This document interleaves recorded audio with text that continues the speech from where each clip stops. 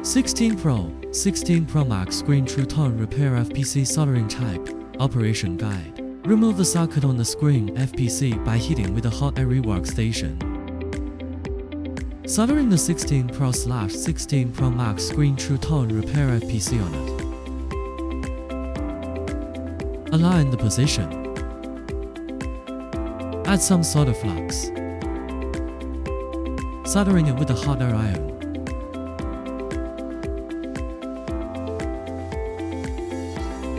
Plant in. Soldering the removed socket onto the FPC.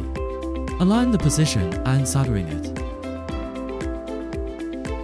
After soldering is completed, read the True Tone code and the True Tone can be fixed. 1. Repair True Tone with original screen. Use V1SE and 16 series True Tone Repair Adapter Smart Control version. Buckle the original screen on the corresponding port of the adapter.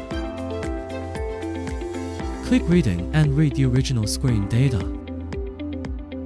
After backing up SYSCFG data successfully, remove the screen. Then fasten the screen with the solder True Tone Repair FPC. Click Writing. Select 3rd.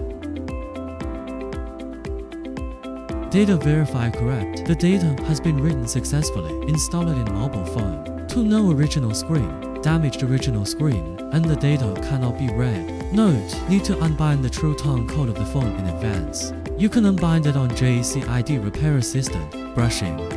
Click brushing to unbind the True Tone code. The flashing firmware needs to be downloaded from a third-party platform. Connect V1SE and the mobile phone to computer.